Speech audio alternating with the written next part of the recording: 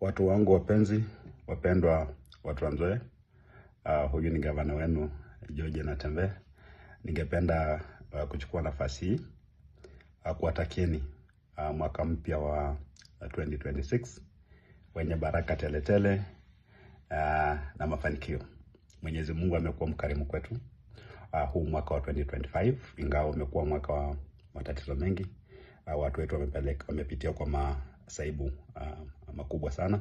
Hali ya maisha imekuwa ni ngumu, lakini licha hayo yote lazima tumregeshe Mwenyezi Mungu shukrani kutupatia afya njema na kutupatia uhai mpaka wakati huu. Niko na hakika kwamba huu mwaka ambao unaanza usiku wa manane leo utakuwa mwaka mzuri, utakuwa mwaka bora, utakuwa mwaka wa mafanikio.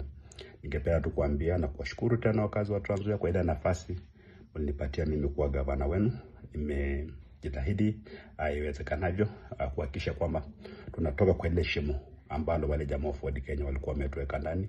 Tumetoka ndani, tunapigania heshima ya watu wetu na pia tunapigania haki ya kila ya Mkenya. Haya mambo hayaji tu kwa urahisi, yanakuja at great risk hata kwa maisha yetu sisi wengine wetu, lakini tumesema kwamba kwa Wakenya kupata haki yao na kuishi maisha ambayo ni ya hadhi, maisha ya heshima, lazima wengine wetu tutolee mhanga.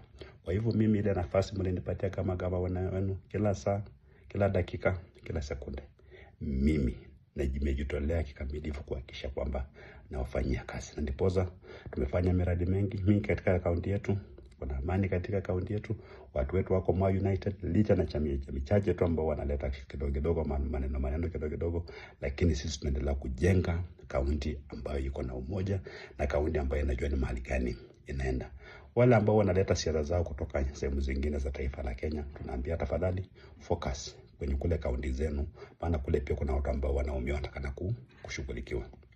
Kwa siasa ya kitaifa, sisi lazima tuendelee comment, lazima kuendelea kuongea, kwa sababu ile masuala ambayo yanafanyika katika ngazi ya kitaifa pia inaathiri maisha ambayo tunaishi katika counties. Naomba Wakenya wote wajue kwamba hii haki ya kuongea na kutoa maoni, kujiexpress, ni haki ambayo watangulizi wetu wale mwaka damu kuhakikisha kwamba tuko nayo. Wale wengine ambao hata hawakuwa na haja kupigania katiba, walipinga katiba mpya, hao sasa ndio wamepewa jukumu la kutekeleza katiba. Wakenya wenzangu, hawa watu watekeleza hiyo katiba. Katiba yetu ni nzuri, lakini nataka wale watu ambao wanaamini kwenye katiba. Sisi kwa upande wa upinzani tuko united. Rigathi Gachagua, Martha Karua, Fred Matiang'i, Kalonzo Musyoka, sisi wote tuko pamoja.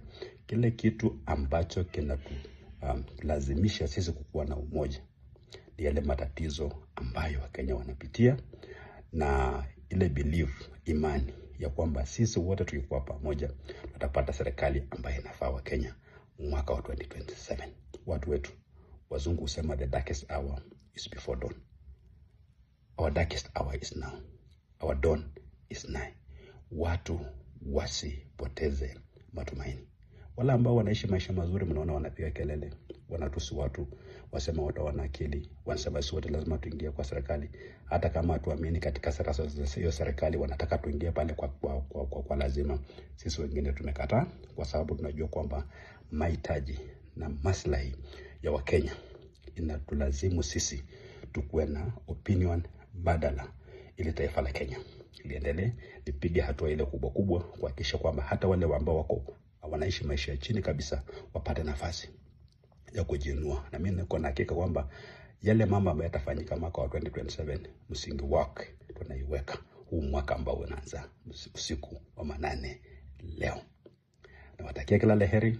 Mwenyezi Mungu awapatie afya, awapatie uhai, awapatie hekima, awapatie fikra, na awapatie ile maono ya kujua kwamba Mungu ametupatia nafasi kuchagua viongozi. Wakati tunachagua viongozi, tuchague viongozi ambao watakuja kutufaa sisi. Wakazi wa Trans Nzoia, nawapenda. I love you. Na basi malukali kabisa. Wakazi wa eneo lote la magharibi, ndugu zangu, tuendelee kushikana, tukue pamoja, tuongea na sauti moja kama vile jamii zingine zinaongea na sauti moja, ili pia tuheshimiwe. Kwa taifa la Kenya, mimi naamini strong communities make a strong nation. Wale watu ambao wako na akili finyu. Wale ambao wanafikiri kwamba tukisema kwamba jamii zikuwe strong, zikuwe united ukabila, ni wale watu ambao wana practice tribalism. Tribalism ni kupendelea kabila lako kwa ajira, kwa maendeleo, kwa kila kitu. Sisi hatuongea mambo ya ukabila, tunaongea mambo ya umoja wa jamii za Kenya, ambao huu umoja utaleta umoja wa taifa la Kenya ambao litakuwa stronger na dhabiti. Mwenyezi Mungu awabariki. Tuendelee kujali maslahi ya kila mtu, tupendane, maana taifa la Kenya linatuhitaji sisi wote. Kujenga taifa la Kenya ni harambee. Kuondoa viongozi wabaya ni harambee.